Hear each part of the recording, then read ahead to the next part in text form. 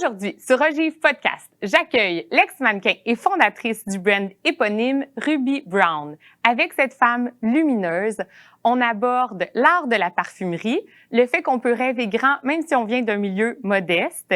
On découvre son mindset 100% inspirant par rapport aux médias sociaux alors qu'elle nous explique pourquoi elle préfère ne rien faire plutôt que de faire comme tout le monde. Et finalement, on découvre la stratégie de développement d'affaires de son entreprise à travers sa vision B2B2C. Alors, n'hésitez pas à vous abonner, à liker, à partager ce podcast. Mon nom est Mylène Lachance-Paquin et je vous souhaite bonne écoute, malgré le fait que pendant l'enregistrement, j'avais une extinction de voix.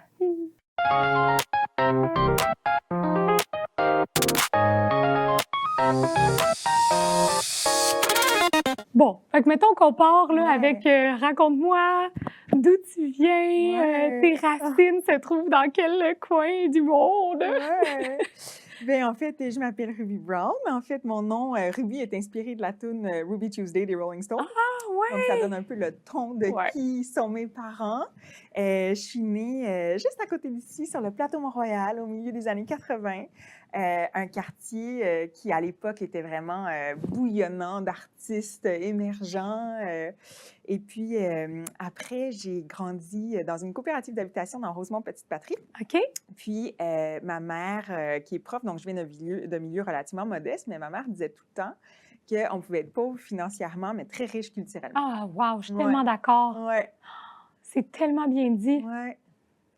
C'est vrai. Puis, tu sais, même, je dirais le goût aussi. Il y a des fois des gens qui sont super bien nantis, puis ça n'a pas de sens. Le goût, la culture, ça ne s'achète pas. C'est vrai. Ouais. Mais ça se construit. Oui, absolument. Ça s'inculque, ça se partage.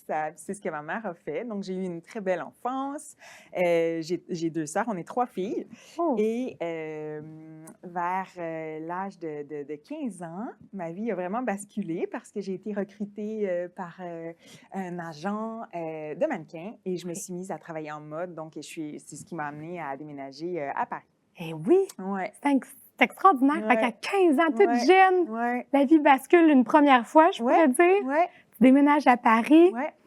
Et là, la vie va bien. Tu es dans les pages de Harper's Bazaar, de Elle. Ouais. Et soudainement, tu fais un voyage à Grasse, capitale mondiale de la parfumerie. Ouais. Et là, il y a un autre basculement. Tout à fait.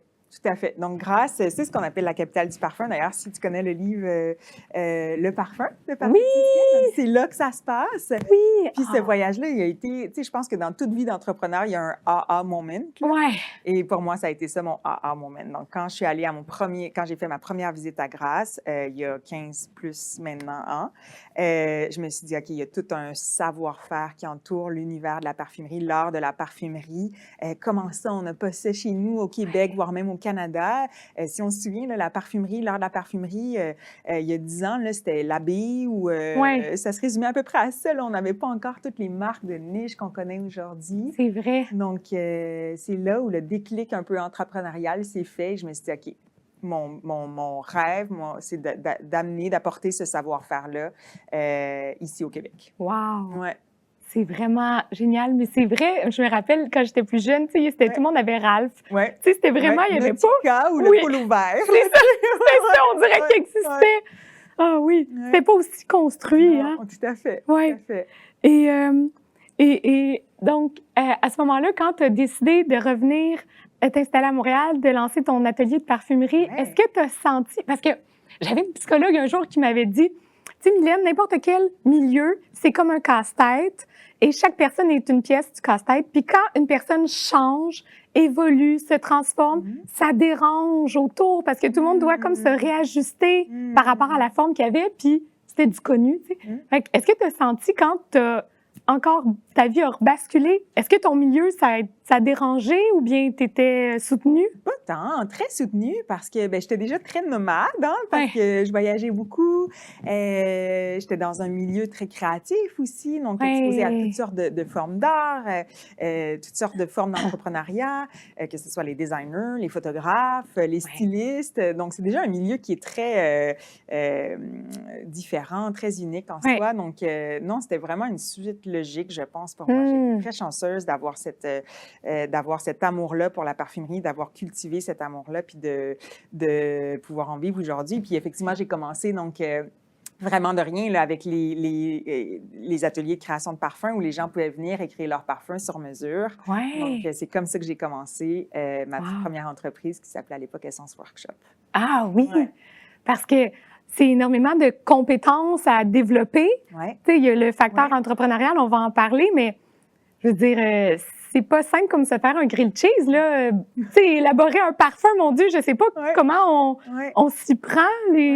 C'est tout un univers. Il faut savoir que quand j'ai commencé les ateliers, je me suis associée avec une amie qui était chimiste. Elle était française, elle était ici sur un visa de travail. Elle est toujours ici, c'est toujours mon amie, Marion, que je salue.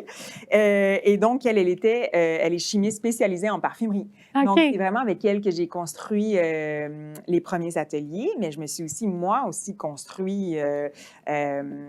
les facultés. Voilà, ouais, je me suis formée. Donc, Ouais. je suis partie, j'ai voyagé pendant, je vous dirais, à peu près 2 ans, là, que ce soit en Inde, en France, à la rencontre des fournisseurs, à aller chercher mon boîte Santal, comprendre quelles sont les matières premières. J'ai fait un stage au New Jersey, qu'on appelle la capitale américaine du parfum. OK. Donc c'est vraiment, ça s'est vraiment construit de fil en aiguille, une brique à la fois. J'ai pas commencé là, dans le glamour et, et la luxure. Là. C'était vraiment ma passion qui guidait chacune de mes actions. Wow! Hey, c'est super inspirant de voir comment les briques se sont juxtaposées pour créer où tu en es aujourd'hui. Est-ce que parce que ça prend un courage, tu sais, pour décider de se lancer dans un nouvel univers, tu sais. J'imagine que tu avais évidemment la passion, mais c'est quand même un gros risque de se dire, OK, je prends ma retraite du mannequinat et je vais lancer un atelier de parfumerie. Comment tu as eu... Est-ce que tu as toujours eu ce courage-là en toi ou bien tu t'es fait violence un petit peu quand il a fallu que tu te lances? Bien, je pense qu'on ne sait pas à quel point on est courageux jusqu'à temps qu'on n'ait pas le choix, tu sais. Donc, moi, je savais que c'était une carrière qui était très éphémère. Donc, je pense pas que j'ai eu tant de courage que ça. J'étais juste passionnée, puis bien entourée. Puis, c'était vraiment une suite logique. Donc, tu sais, je pense que c'est plus difficile aujourd'hui de prendre les risques parce que tu as plus à perdre, plus tu grandis, plus tu as de responsabilités, des employés, une famille, une hypothèque à payer. Plus c'est difficile, je trouve, de prendre des risques. Alors qu'à l'époque, nomade, toute seule, sans enfant, c'était plutôt cool. Oui. La balance risque-reward était, on est favorable. Moins, je pense. Oui. Ah, c'est intéressant. Puis, à ce stade-ci de ta carrière, donc, tu as vécu une grande portion dans ce que j'appellerais la lumière, des caméras.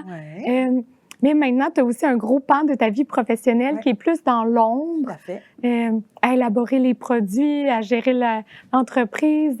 Est-ce que tu dirais que tu as une des deux postures que tu préfères entre ces deux? C'est une bonne question. Je pense que j'aime l'équilibre entre les deux. J'aime ça. C'est pour ça que c'est du bonbon d'être avec toi ici ce matin. Parce que ça m'allume. Ben, en fait, je pense que c'est juste parce que j'aime les gens. Là. Donc, moi, j'aime beaucoup être en contact avec les gens. Donc, je pense que c'est pour ça que j'avais commencé les ateliers aussi. Aujourd'hui, dans mon rôle dans l'entreprise, m'amène moins à être en contact direct avec les gens. Puis, je suis une fille qui aime le monde. Fait que je pense que c'est ça, des fois, qui me manque un peu, mais j'arrive à le combler là, quand même du milieu. Oui. Ah, bien, c'est le fun. Bien, en tout cas, on est ravis que tu sois avec nous. D'être là. Merci, bien, là, ça fait plaisir. Ça me laisse sans voix. Oui, t'as la voix. Oui, c'est un drôle d'hasard de se réveiller comme ça ce matin. Puis j'étais toute seule, j'étais au condo, puis j'avais pas les enfants, pas le chien, pas de chum. Puis là, genre, en arrivant au bureau, je me suis dit, oh non, tu sais, en jasant avec les gens, oh non, j'ai pas de voix ce matin. Mais bon, on s'en sort. On s'entend. Oui. Donc, tu disais, tu as vraiment suivi ta passion, ton désir de créer ton entreprise. Ça vient avec énormément j'imagine, une grosse courbe d'apprentissage. Tu dirais que les plus grandes surprises ou adaptations que tu as vécues quand tu as lancé ton entreprise? Parce que souvent, on imagine l'entrepreneuriat comme quelque chose d'extrêmement... tu sais, on glorifie beaucoup ça. On voit ça comme un life goal, mais il y a énormément de portions quand on le vit qui sont... C'est oui, tough, hein? l'entrepreneuriat, c'est très tough. Il faut faire une distinction. Moi, je pense avoir été travailleur autonome, entre guillemets, pendant longtemps. Je pense que quand je suis vraiment devenue... j'ai toujours eu, oui, cette capacité de lancer des choses, créer des choses.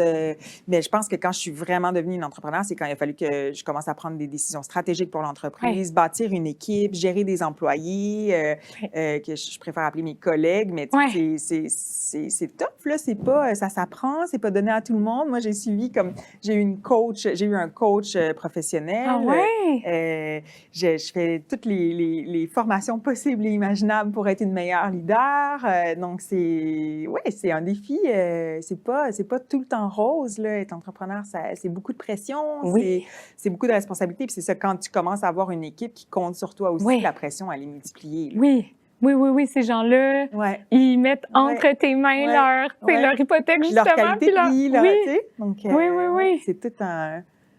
Oui, puis il y a plein de facettes. C'est ça qui s'apprennent, on dirait, beaucoup en le faisant. Tu sais, la gestion des ressources humaines, t'as beau lire ou, tu sais, moi, j'ai pas suivi de cours, mais on dirait que, tu sais, je m'informe, je lis, je fais des masterclass, mais à la fin de la journée, quand tu arrives devant la situation, c'est vraiment comme tu fais appel à tes connaissances, tu fais appel à ton bon jugement, mais c'est toujours... en constante amélioration, constante recherche, mais somme toute, je suis vraiment très, très, très, très chanceuse. J'ai une super équipe, puis ça se passe bien. Oui, mais je voulais savoir si tes collègues avaient à décrire le genre de leader que tu es, tu penses que ça serait quoi? C'est dur parce que t'es pas dans leur tête. Super, mais... J'aimerais tellement ça qu'ils me disent la vérité. Moi, c'est quelque chose que j'adore, avoir du feedback réel. Je leur ai jamais demandé, dis-moi, mais c'est quelque chose que je trouve très riche, en fait, de se donner du vrai feedback. C'est la seule façon d'avancer, là, quand on est dans le superflu ou, souvent, on stagne, tu sais. Donc, moi, je crois beaucoup à ça, là, du vrai feedback, que ce soit positif, négatif. Puis, qu'est-ce qu'il dirait? Je pense qu'il dirait, écoute, je pense être assez terre à terre, là, qu'il dirait que je suis probablement à fleur de peau. Ah oui? Ou un grand livre, pas à fleur de peau, non, c'est pas un livre ouvert. OK. T'sais, moi, c'est comme what you see is what you get. Je suis de bonne humeur souvent. Quand je suis de mauvaise humeur, ça se sent. C'est pour ça que, tu sais, moi, j'ai jamais sous-estimé l'énergie de chaque collègue que j'engage dans l'équipe. On peut pas sous-estimer.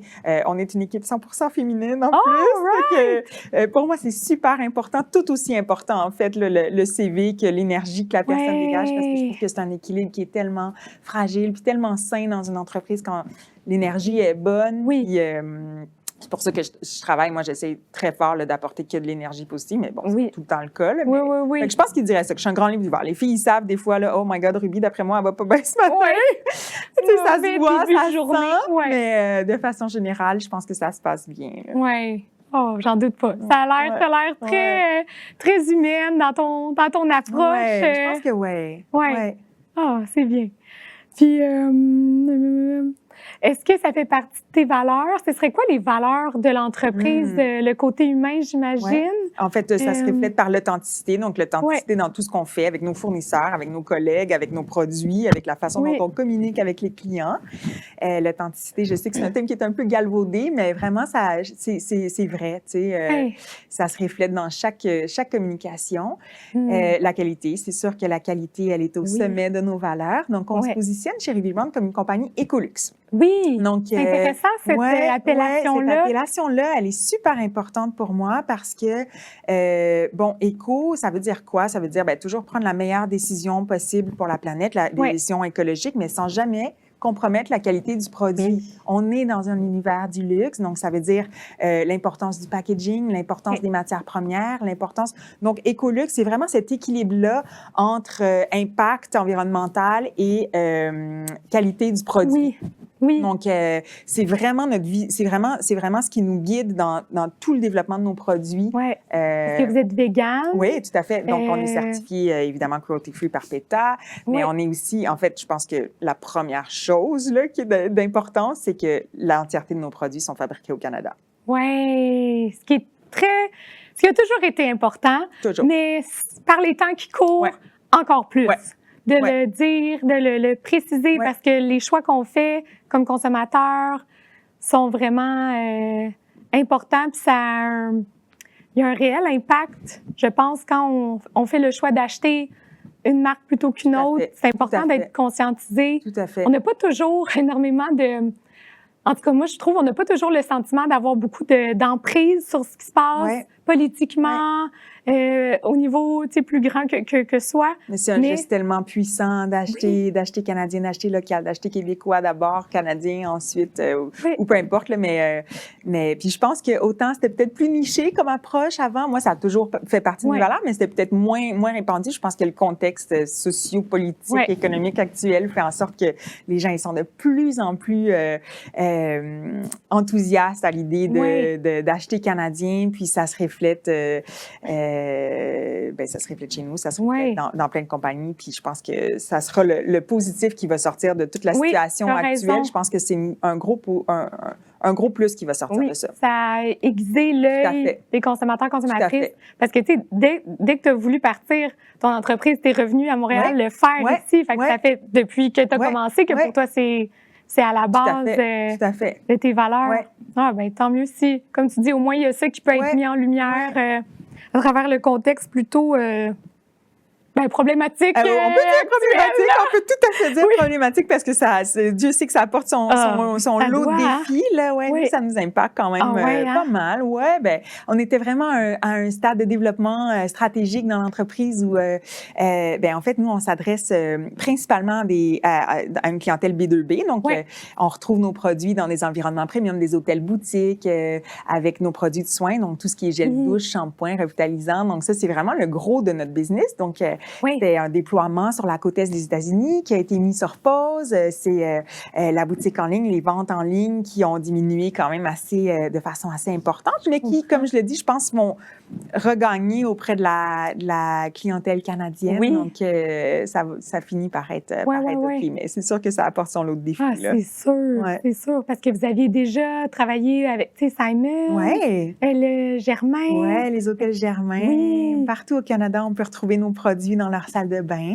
Donc, quand on va dans un hôtel Germain, que ce soit à Calgary ou à Québec, c'est les produits Rivivan qu'on retrouve dans les salles de bain. Ça, c'est vraiment une belle fierté. Simons aussi, puis d'ailleurs, c'est la preuve que quand les compagnies canadiennes ou québécoises vont bien, aident d'autres, c'est tout un écosystème. On devient plus fort ensemble, on se nourrit. C'est beau, ça. Oui, hein? Il faut c'est important de le mentionner. Absolument. Oui, parce que des compagnies comme ça, tu sais, en faisant affaire avec nous, l'Hôtel Germain, par exemple, pour le prendre en exemple, qui faisait avant affaire avec une compagnie haute, là, qui n'était pas locale. Donc, c'était quand même osé de dire, hey, on va prendre la petite Montréalaise qui n'a jamais fait de produits de soins, on va les développer avec elle, lui donner la liberté qu'elle puisse créer les produits, qu'elle croit les bons. Puis aujourd'hui, la gamme qu'on a développée pour les Hôtels Germain, que tu connais, Chambriand, je pense. Moi, là, je portais jamais de parfum parce que j'en portais quand j'étais plus jeune, là. Tu sais, justement, là. Ton Ralph bleu. Oui. Puis, à un moment donné, j'ai arrêté parce que, je sais pas, je trouvais que c'était comme, ça me correspondait pas. Puis là, quand on s'est rencontrés à l'expérience Kim Gingras, allez faire ça, tout le monde. C'est tellement merveilleux. Ça faisait partie du cadeau des gens qui vivaient l'expérience Kim Gingras. Puis là, tu sais, ça s'applique déjà c'est une gestuelle merveilleusement bien. qu'on propose avec ce parfum-là. Donc, c'est une huile parfumée, puis elle est faite à base d'huile de jojoba biologique. Donc, tu sais, ça s'adapte à toutes les peaux. Puis l'idée, là, je voulais vraiment quelque chose de très intime avec ce parfum-là. Fait qu'il se fond un peu avec ta propre peau, ta propre odeur corporelle pour devenir un. Oui, j'ai l'impression que c'est une odeur qui est riche, puis qui a pas d'âge. J'ai l'impression que, tu sais, moi, je porte ça maintenant tous les jours. Je l'ai dans ma trousse parce que c'est tout petit, ça s'apporte partout. Là, j'ai vraiment l'air de faire une infopub, mais c'est parce que je l'aime, tu sais. Puis c'est la première fois que j'ai une odeur comme ça que j'ai l'impression qu'il m'upgrade. Quand je la mets, je suis comme, ouh, je me sens tellement plus sophistiquée qu'il y a 5 minutes. Ben, c'est ça la raison d'être de Ruby Brown. C'est vraiment ça, en fait. On existe pour apporter de l'extraordinaire dans le quotidien des gens. C'est vraiment ça notre raison d'être. Puis on se distingue de par la singularité des parfums. Donc c'est exactement ça. On veut que les produits Ruby Brown, les parfums Ruby Brown créent l'émotion. C'est vraiment ça l'idée. Ah oui, mais donc, ça marche magnifiquement. Puis ils sont tellement beaux, le packaging est beau. Un autre aspect qui nous distingue beaucoup, le design. C'est quelque chose qui est une valeur qui est très importante pour moi. Le beau, l'art, le design, c'est tout interrelié. Donc le design et la singularité de nos parfums, j'ai envie de dire, c'est vraiment ce qui distingue Ruby Brown. Oui, mais en tout cas, je trouve que c'est tout à fait en cohérence, puis ça résonne vraiment quand on les utilise. Puis, mais là, tu sais, on disait que vous faites du B2B, donc business to business. Vous avez donc développé des stratégies. Est-ce que c'est un choix de faire plus du B2B que du B2C? Est-ce que c'est un choix stratégique? J'imagine que oui. Tout à fait, tout à fait. Donc, en fait, moi, je crois vraiment à la qualité de nos produits, que l'idée, c'est que les gens les essaient dans un environnement premium, donc que ce soit dans un hôtel-boutique, un lounge, un restaurant haut de gamme, puis qu'ils fassent comme « c'est quoi ça », puis qu'ils viennent ensuite sur la boutique. C'est un peu ça l'idée. Donc, oui, notre clientèle, elle est principalement B2B. Pour les gens, là, ça veut dire qu'on s'adresse principalement à des compagnies, mais évidemment, tous nos produits sont aussi disponibles aux consommateurs, qu'on appelle le B2C, sur notre boutique en ligne, puis dans certains points de distribution aussi.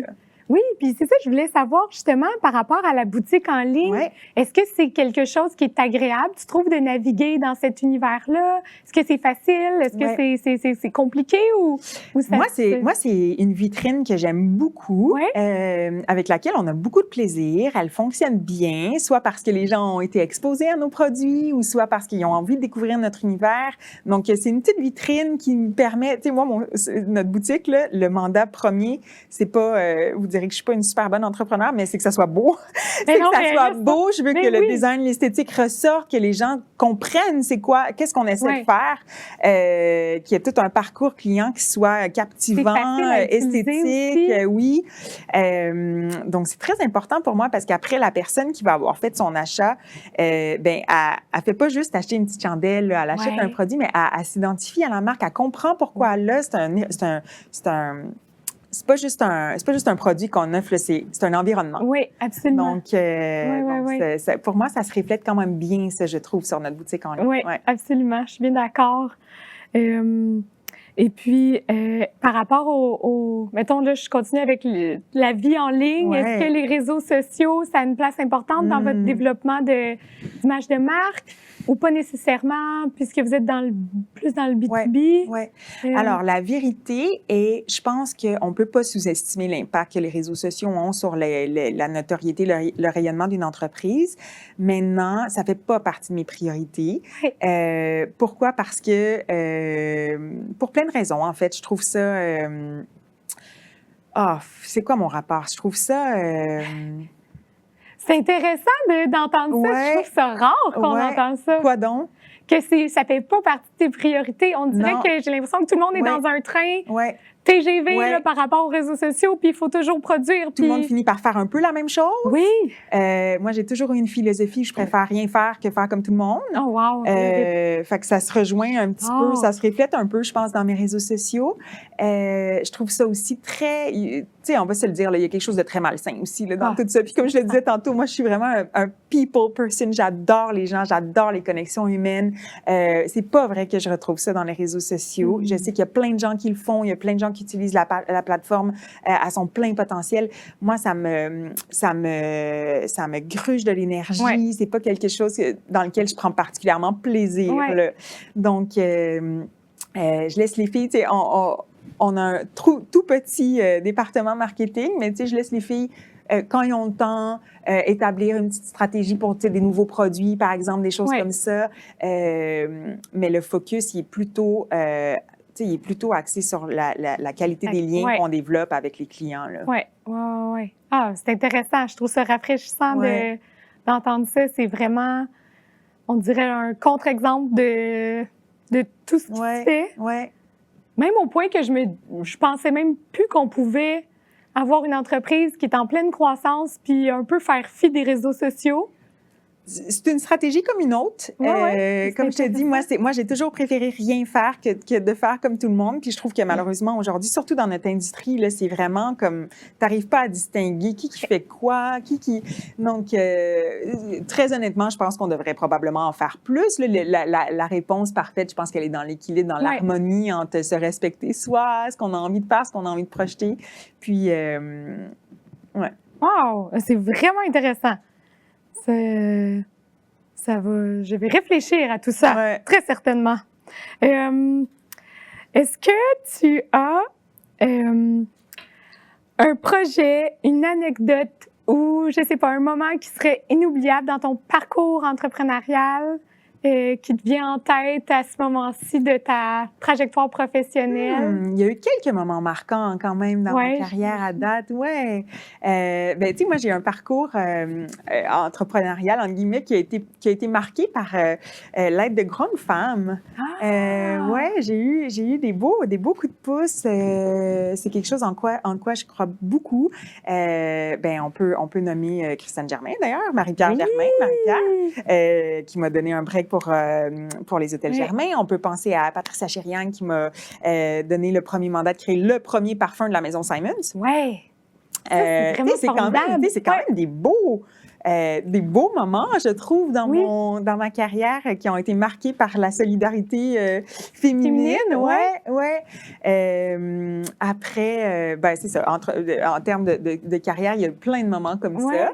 Sinon, plus personnel, toujours, tu sais, je suis quand même très, très, très engagée, impliquée dans ma communauté. J'ai fait des rencontres incroyables, encore une fois marquées par des grandes femmes. Est-ce que tu sens que le fait qu'on t'ait tendu la main pour te permettre justement de déployer la marque dans un contexte qui allait la faire grandir, est-ce que tu sens que c'était la force du network qui était derrière ça? Est-ce que c'était des gens que tu t'avais rencontrés préalablement ou ça a été vraiment une mise en contact pour le projet? Oui, bien, c'est sûr que le network, on ne peut pas sous-estimer à quel point c'est important. Puis comme je le disais, moi, j'adore le monde, fait que j'aime ça, faire du network. Mais non, ça a toujours été des heureux hasards. Dans le cas de Marie-Pierre et moi, on s'est rencontrés à C2 Montréal, la conférence créative ici à Montréal.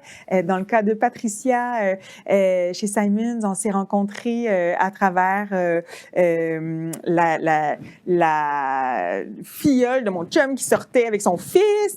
Donc, c'est des belles, c'est juste des belles des routes qui se croisent. Wow! Eh bien, c'est formidable.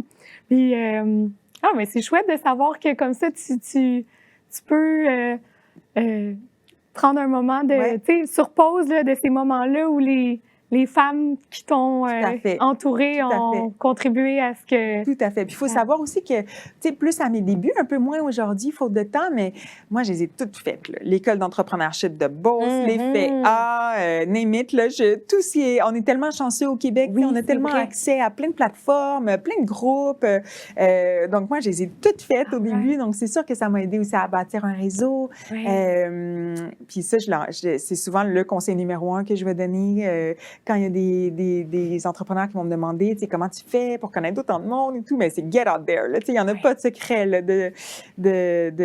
on a plein de possibilités, il y a plein d'organismes, plein de plateformes qui permettent ça, donc on est très chanceux au Québec, je pense, on peut en profiter, Ah oui, c'est vrai, c'est intéressant. C'est intéressant de penser à ça, parce que des fois, ça prend du temps de mettre les opérations sur pause pour aller se former ou aller réseauter ou aller rencontrer. Mais en fait, tout ce que tu dis, c'est que c'est un levier... Ça fait partie intégrante du développement d'affaires. Ça fait partie intégrante du rayonnement de l'entreprise. À défaut de faire beaucoup de réseaux sociaux, je fais des vrais contacts humains.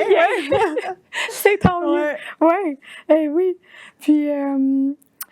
par rapport à ta marque, bon là, il y a 2 éléments que je voudrais aborder. Il y a le fait que tu en aies le visage, qu'elle porte ton nom, puis aussi de tout le travail que tu fais dans l'ombre. Il y a énormément d'étapes pour qu'un produit voit le jour.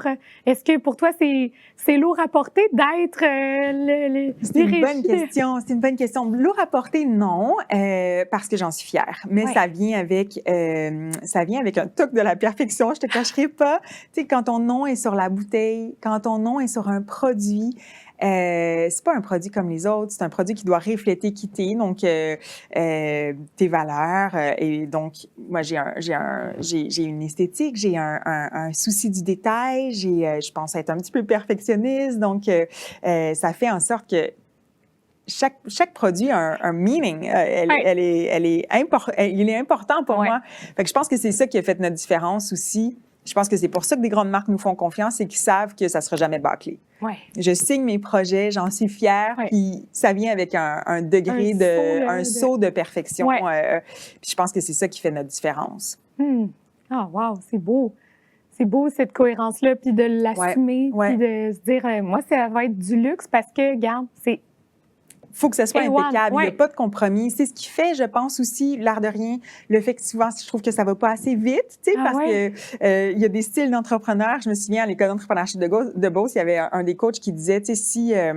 quand tu lances ton produit, il est parfait, c'est que tu as attendu trop longtemps pour le lancer. Tu sais, des fois, il faut juste se lancer. Moi, je suis pas du tout comme ça. Tu sais, moi, je suis vraiment dans la suranalyse, la perfection. Donc, tu sais, l'équilibre est probablement quelque part entre les deux. Là. Mon chum, il me dit, t'es tout le temps à 110 %, peut-être tu pourrais être comme à 100 là, ou à 99 mais j'accepterai jamais d'être à 95. C'est des personnalités. Il n'y a pas de bonne ou de mauvaise réponse. Je pense que c'est juste le fait que mon nom... Que la marque porte mon nom, c'est important pour moi. Oui, je comprends.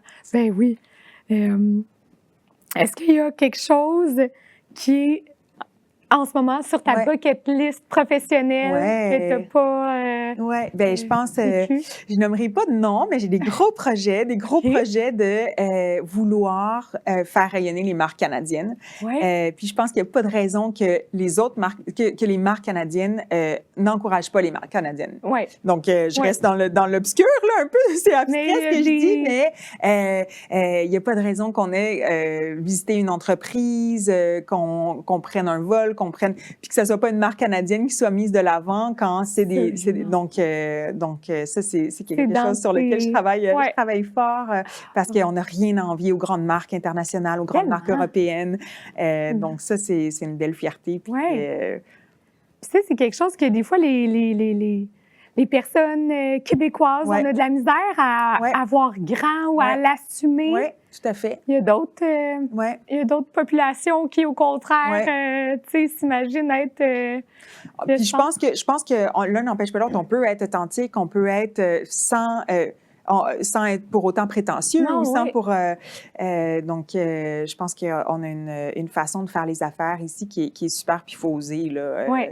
Voir grand. Ça ne veut pas dire qu'on est pas bon, prétentieux aussi, ou ça, ou méchant, ou business is business, mais à notre manière. Puis pas être gêné quand il y a un succès aussi.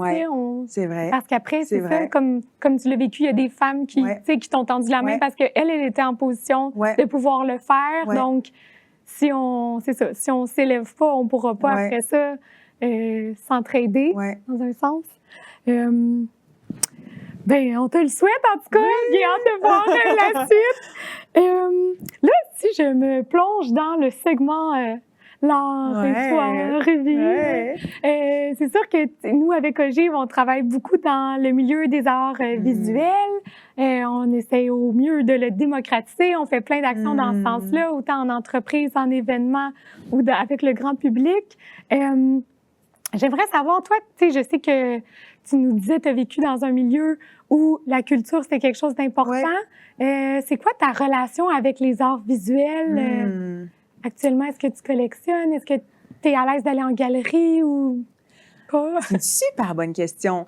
Je me qualifierais pas comme collectionneur, mais j'ai beaucoup d'œuvres. Elles sont toutes québécoises ou canadiennes, Wow! toutes, d'artistes vivants ou émergents pour la plupart, certains morts aussi, mais surtout des vivants.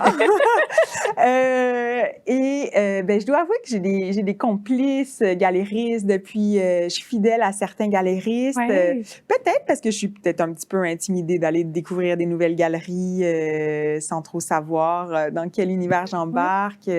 Mais c'est sûr que c'est quelque chose que j'ai cultivé, mon amour, et s'est cultivé beaucoup, je te dirais, dans les 10 dernières années. Là. Ah Pour te ouais? donner un exemple, la première œuvre que j'ai acquise avec mon chum quand on a déménagé ensemble, c'était une Nadia Mir. C'est Ah encore une ouais? Nadia Mir.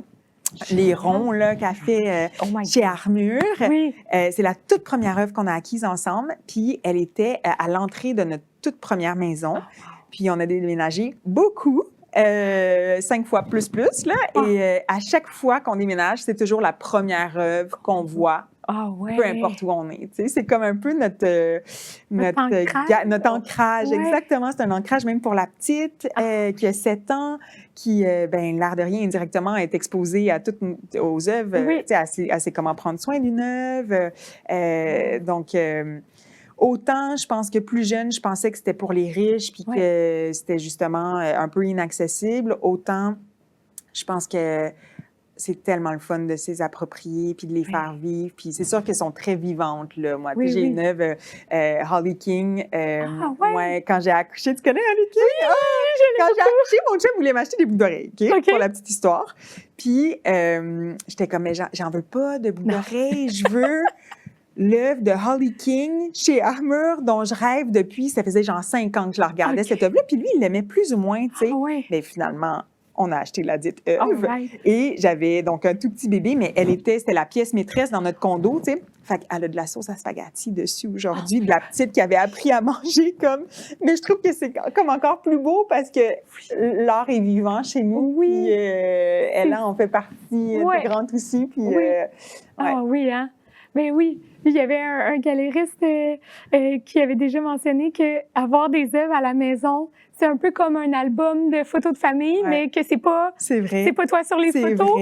C'est des moments, tu sais, qui sont marqués, qui sont imprégnés dans ces œuvres-là. Tu vas toujours te rappeler cette œuvre-là, la première qu'on a achetée ou celle-là, j'ai attendu longtemps. C'est vrai. Oui, la Trevor dont je te parlais, j'ai attendu tellement longtemps. Tellement. Oh, ouais, c'est tellement magnifique son travail. Ouais. Je comprends. Oh, mais c'est super le fun de savoir que l'art fait partie de ton quotidien. Vraiment. Puis de la vie de ta fille aussi. Tout à fait. Puis, faut souligner aussi que je trouve que dans les dernières années, là, tu sais, avec des choses comme Foire Papier, ça a tellement, je trouve, démocratisé. Il se passe, tu sais, plein de choses. Il y a plein de façons d'avoir un premier contact avec l'art qui n'est pas trop intimidant quand on est néophyte. Puis là, on peut se dire, ben, garde à la foire, là, il y a tellement de monde, si t'es pas sûr de, garde, vas-y, fonds pas dans la masse. Exact.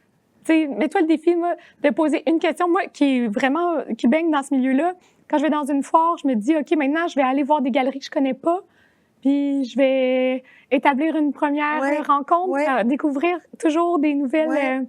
Mais ça vaut vraiment la peine de prendre la chance de se mettre en contact avec l'inconnu. Vraiment. Oui. Puis de pas se dire, ah, c'est pour les riches, c'est pour, c'est pour tout le monde. Là. Les artistes qui créent ça, c'est vraiment pas pour une seule catégorie de personnes, tu sais, que j'espère que ça va résonner avec l'ensemble des gens qui vont entrer en contact avec. Ben là, Ruby, c'est l'heure, on plonge dans le bol. Alors, le concept est simple, c'est des petites questions, c'est un peu léger. OK. C'est bubbly funny. Jean Pigel? Oui. Et là, C'est bubbly funny. Wouhou! Quelle est ta routine pour bien commencer la journée? Alors, c'est pas compliqué. Si ça va être une bonne journée, je m'entraîne. Si c'est une moins bonne journée, je m'entraîne pas. T'es-tu matinale? Ben, moi, je trouve que oui, parce que je me réveille tous les jours à 7 heures, mais mon chum qui se lève à 5, se lève à 5, trouve que je me lève vraiment tard. Donc, tout est une question de perspective dans la vie. Ah oui! Tu t'entraînes à la maison ou? Ouais, je trouve que j'ai vraiment de la misère à l'entrée. J'admire beaucoup les gens qui sont très rigoureux, qui le rentrent de façon quotidienne dans leur agenda. Moi, c'est vraiment carpe diem, là. Si j'ai un lunch à faire, ça se peut que je m'entraîne pas. Alors que si j'ai pris le lunch de l'école pour la petite, il y a des bonnes chances que je fasse mon pilates. Donc, j'intègre beaucoup les vidéos de pilates. Dans mon sous-sol, ou sinon, je suis quand même assez forte sur la course, là. La course sans gadget, sans rien, là. La course juste pour aller courir, pour le plaisir d'aller courir, sans trop savoir exactement combien de kilos tu as fait à combien de minutes. Donc, moi, je suis beaucoup dans cette logique-là. Ça fait du bien, hein? Sortir le méchant, tiens, je me lance, moi aussi, parce que là, on est juste nous deux, hein? C'est ton auto-question! La chose la plus surprenante que l'on trouve dans ton sac ou dans ton bureau. C'est une bonne question. Ben, je pense que moi, c'est un tire-bouchon. J'ai souvent un tire-bouchon sur moi. J'adore! Oui. Pour ouvrir une petite bouteille de vin? Ben oui. J'adore! Ça m'est arrivé par accident, tu sais, de passer les douanes avec. Mais je veux être ton amie! C'est toujours un tire-bouchon! Mais j'adore ça! C'est vrai que c'est pratique! Des fois, tu veux juste... Puis là, t'es si près du but, tu sais, mais... D'avoir un verre de vin? Oui! Alors, c'est ça, mais ça... J'adore! Aux douanes, ça a bien été. Ils m'ont pas... C'est rendu l'autre bord, je dis, c'était bien. Tu veux que j'en pige une autre? Oh oui, on se lance. Alors, allez. Ta chanson du moment, j'adore cette question-là. Est-ce qu'on peut souligner le pied de nez? Je ne sais pas quand est-ce que sera diffusé le podcast, mais le pied de nez que Jay-Z a décidé de faire en choisissant Bad Bunny pour le Super Bowl qui aura lieu en février. Oui. Je trouve ça fabuleux. Je trouve que c'est un pied de nez incroyable. Et depuis que l'annonce est sortie, j'écoute Bad Bunny. Ah oui, hein? Donc, je connais pas mon espagnol me fait défaut parce qu'il chante qu'en espagnol, du reggaeton, et ça me met de bonne humeur. Moi, j'ai toujours aimé comme le reggae, le reggaeton, ça me met de bonne humeur. Ah oui, donc, en ce moment, je suis très Bad Bunny. Ah, fun! Ça élevait ton vibe. C'est très bon. Je vais le mettre sur ma liste. Ta couleur, la couleur qui représente le mieux. Ben moi... Ma couleur, là, souvent avec Tania, avec qui je travaille, on niaise avec ça parce qu'elle, elle a un style, tu sais, Tania, on est comme... complémentaire. Ah, vraiment, là. Elle a comme des tatous partout. Tu sais, comme Tania, elle a l'air, tu sais, de rocker la vie. Rock la vie. Puis moi, j'ai l'air comme... Mais dans le fond, c'est comme... Elle, en fait, c'est une soie, c'est une douceur. Puis moi, je suis comme... Dark as my soul. Fait que moi, souvent, la couleur, tu sais, quand je suis fâchée, je mets du texte noir, tu sais, puis je suis comme... j'essaie de... C'est vrai qu'on pensait pas ça. Wrong. Tu sais, je suis vraiment plus dark que... Fait que ma couleur, ce serait un ton plutôt sombre, je pense. Mais ça paraît pas beaucoup de l'extérieur. Lumineuse, mais l'équilibre est entre les deux. Un petit côté. C'est l'harmonie. Une autre? Une petite dernière. Je vais dévoiler tous mes cafés ou thé pour brainstormer. Hey, ma nouvelle affaire. J'ai découvert le London Fog. Je connais pas. C'est un thé Earl Grey avec un nuage de lait. Donc, je prenais déjà 2 cafés le matin avant d'arriver au bureau. Donc là, le troisième café au bureau, j'étais un petit peu sur les nerfs. Comme je disais, c'est très important pour moi, l'énergie au bureau. Donc, je me suis dit, je pense qu'une des pistes, c'est de slacker le café. Donc, maintenant, je bois du thé Earl Grey. Qui s'appelle London Fog avec un nuage de lait. J'adore ça. C'est mon nouveau drinks. C'est donc bien le fun. C'est mon Moi, j'ai essayé de ramener avec mon amoureux. On est allé en voyage de noces cet été. Félicitations. Mais merci. Puis, tu sais, en Angleterre notamment. Puis là, j'étais comme, en revenant, là, prendre le thé. Tu sais, j'essaie de booker ça avec ma mère. On prend le thé. C'est tellement une belle occasion de reconnecter. Puis il y a quelque chose de serein, c'est tellement cliché, là, mais il y a comme une sérénité qui vient avec l'action de boire un thé. En tout cas, moi, ça me met tout de suite dans un certain état d'esprit que j'aime beaucoup. Je suis d'accord, écoute, mon Dieu, c'était tellement agréable. Mais avant qu'on se quitte, j'aimerais que tu nous parles parce que tu as la gentillesse de nous permettre de vivre un concours. J'ai parlé brièvement de la gamme qu'on a développée pour les Germain Hôtel. Donc, j'offre 2 coffrets, 2 ensembles complets de toute la gamme chambre et ambre. Donc, c'est un gel bain de douche, un shampoing, un revitalisant, une bougie, le parfum dont tu parlais qu'on aime tant, Tellement. l'huile parfumée à base d'huile de jojoba biologique. Donc, tout l'ensemble, 2 fois. Donc, Wow! deux auditeurs qui pourront remporter le tellement coffret. Donc, gentil.